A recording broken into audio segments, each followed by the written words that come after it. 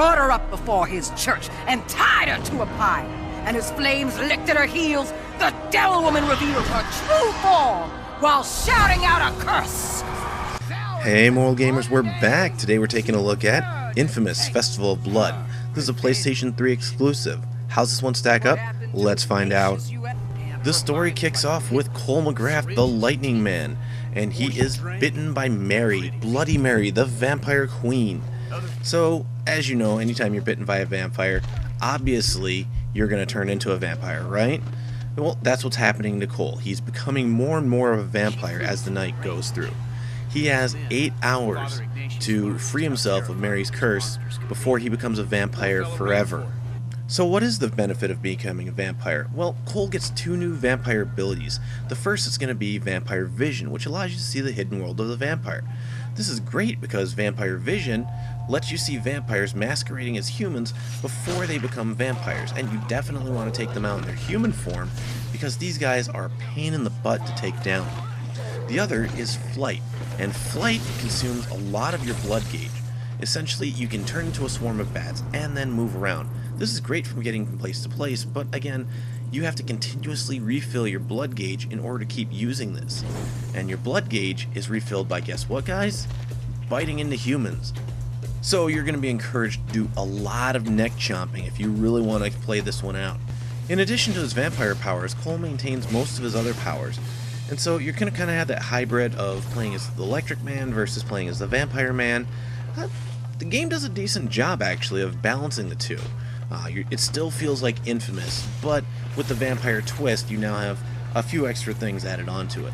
The world of Festival of Blood takes place in New Marais, which is essentially New Orleans, and this was the city from inFamous 2. Now, the game is limited down just to the first island, but this is also a very short game compared to inFamous 2, as you can beat it in about 8 hours.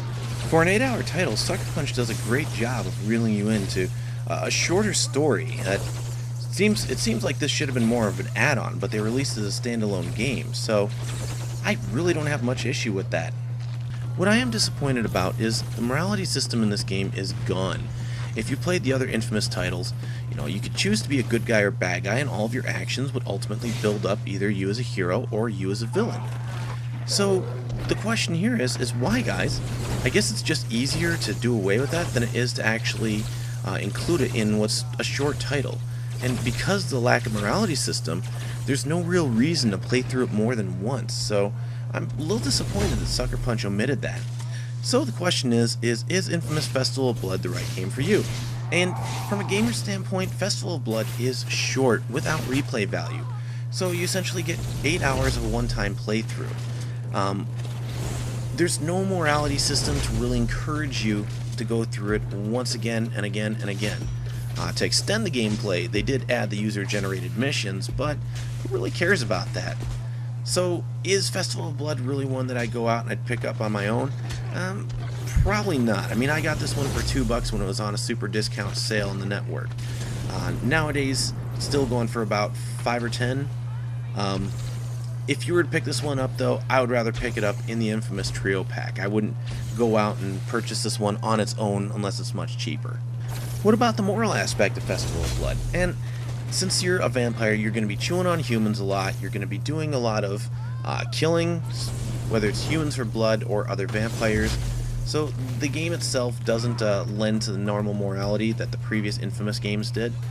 And it diverges too much for me to really say, hey, this would be one that I would play with my kids. In fact, there's also the dark themes, occultic themes, as well as vampires being raised from the grave, require sacrifices, blood, whatever. So with all that in mind, yeah, this is not one I would play with my kids. It's not one I would recommend for small children.